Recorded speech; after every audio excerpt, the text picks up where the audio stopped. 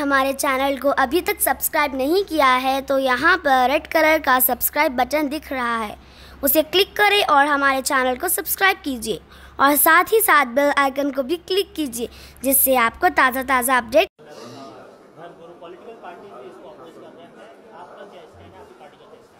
देखिए, सबसे पहली बात तो यह है कि मैं उन सियासी पार्टी के लीडरों से कहना चाहूँगा कि वो मुसलमानों का ठेका ना मत लीजिए। आप इलेक्शन आएंगे चले जाएंगे, मुसलमान रोज़ा रखेगा, रमज़ान को पूरे जोश व खरोश के साथ मनाएगा, रोज़े भी रखेंगे, नमाज भी पढ़ेंगे, रात में तरावी में नमाज भी पढ़ेंगे।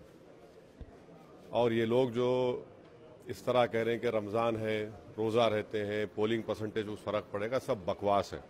ऐसा कुछ नहीं होगा, बल्कि मुझे पूरा यकीन है कि मुसलमानों का जो स्पिरिचुअल और जो ईमानी रूहानी जो जज्बा होता है वो रमज़ान में ज़्यादा होता है, और यही उनको वोट परसेंटेज इनका बढ़ेगा उल्टा इसमें।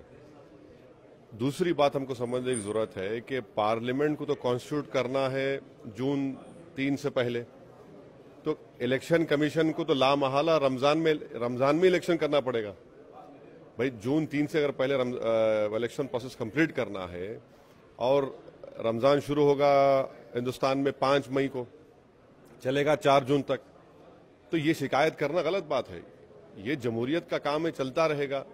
बल्कि मुझे पूरा यकीन है कि उस दिन छुट्टी होगी और हम लोग हालत रोज़ा में भी रहेंगे, हमारा ईमान और हमारा रूहानी स्पिरिचुअल जोश और खरोश में रहेगा और निकल कर वोट डालेंगे।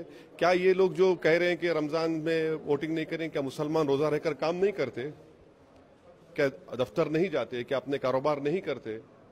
अरे भाई, इतनी फिक्र अगर इन लोगों को है तो साल के 11 महीने आप क्या करते हैं मुसलमानों के लिए, बताइए।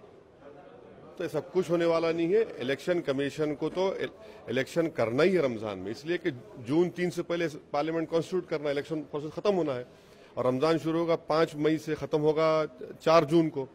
तो ये कंट्रोवर्सी गलत है, बल्कि मुझे पूरा यकीन है कि मुसलमान हालत रोज़ा में रहकर उनका ईमान, उनका एक रूहानी एक्सपीरियंस जो अंडरगो करते हैं वो बहुत ज़्यादा होगा और इससे पोलिंग बढ़ के होगी। देखना आप। अगर आपने हमारे चैनल को अभी तक सब्सक्राइब नहीं किया है तो यहाँ पर रेड कलर का सब्सक्राइब बटन दिख रहा है, उसे क्लिक करें और हमारे चैनल को सब्सक्राइब कीजिए और साथ ही साथ बेल आइकन को भी क्लिक कीजिए, जिससे आपको ताज़ा अपडेट मिलती रहे।